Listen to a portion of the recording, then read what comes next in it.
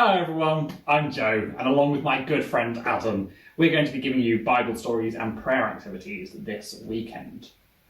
So today, rather than just one story for you, we've got a couple of little stories to start you thinking about what it means for God's people to be gathered in celebration. And Adam is going to be bringing us our first one. Thank you, Joe. And hi everyone, I'm Adam, and we may have met before at Awesome or on the videos last year. But today I'm going to bring you our first short story, which is thinking about what Joe's going to be talking about God's people and God's family. Now you may have heard this before, but you might be wondering, what does that mean? What does God's people and God's family mean? Am I part of it?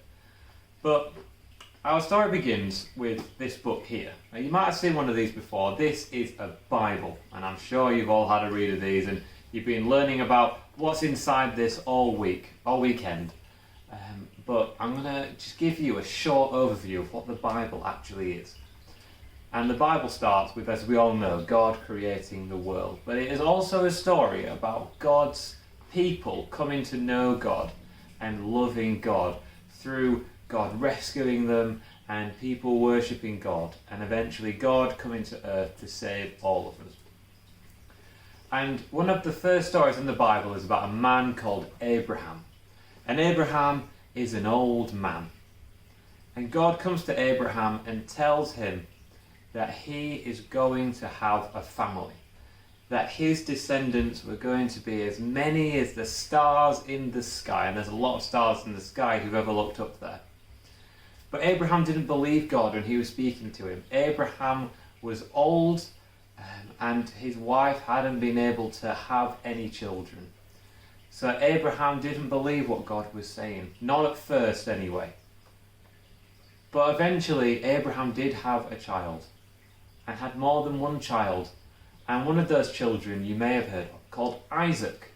And in the Bible, in Matthew, we come to read something called the genealogy of Jesus the Messiah. Now that's a long word, a long sentence with lots of big words.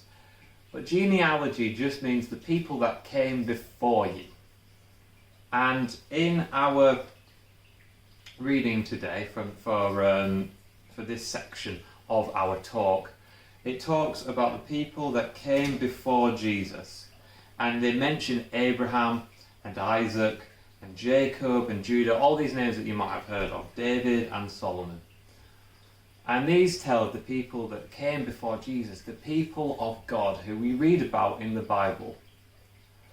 But sometimes we can read this and wonder where we fit into this. Because we don't really get to read any more genealogy after that. We don't see any more of these names coming up.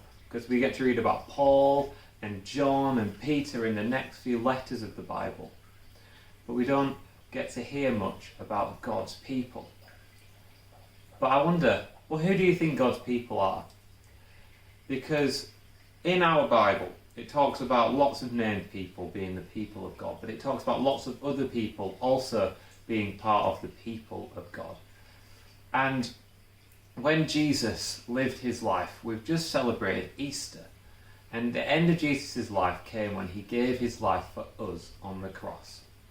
And when Jesus did that, he tore the curtain in two that was in the temple that was separating God and having that presence of God in there to give in God's presence everywhere to everyone.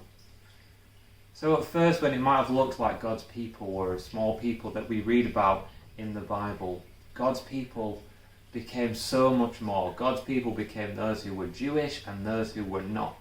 God's people became me and God's people became you.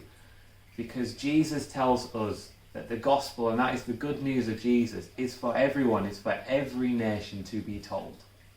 So when you hear that word, God's people, it's not just the people we read about in the Bible, and it's not just your vicars or your ministers in church. Because God calls all of us to be his people. God wants all of us to love him and to be a part of his family.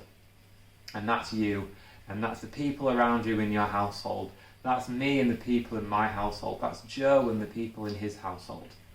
God's people are just called to him, and God calls all of us.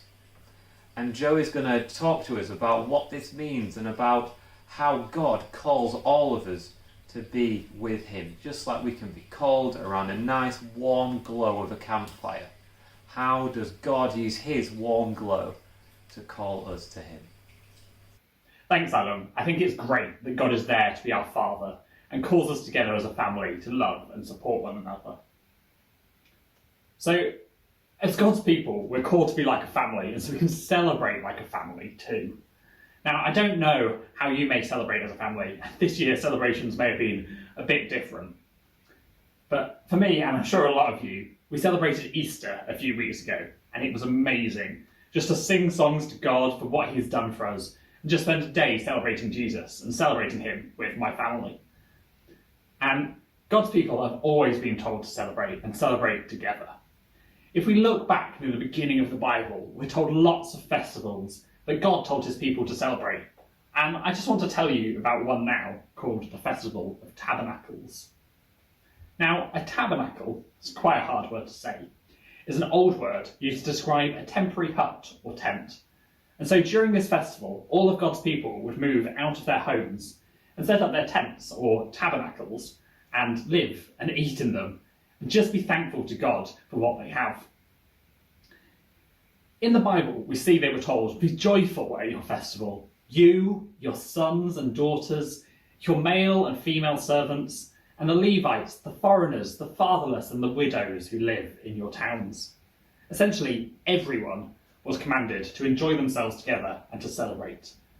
They were told to give gifts to God and rejoice for 7 whole days. 7 days of celebrating God while just having a good time with the rest of God's people. Sounds pretty good to me. So you may be wondering, though, why they spent the whole time living in tabernacles or tents instead of living in their houses. And that is a good question. So if you know some of the Bible, you may know that God's people lived in the desert for 40 years and lived in these temporary shelters then, after God had saved them from Egypt. And so during this festival, they lived in the tabernacles too, to remember that God is powerful, has saved them from Egypt, and then brought them out of the desert and provided them with all the good things they have, like a place to live. So now we may not celebrate God in the exact same ways as they did back then, but we still have the opportunity and the reason to celebrate and come together as God's people in praise of him. This weekend, we may not be camping and we may not all be in the same room together, but we can all still celebrate God together. And I really hope you're able to get stuck in and enjoy celebrating God with us through these videos and the stuff that you do with your household. So Adam and I will see you later on today for a prayer activity. But that's all for our story, and bye for now.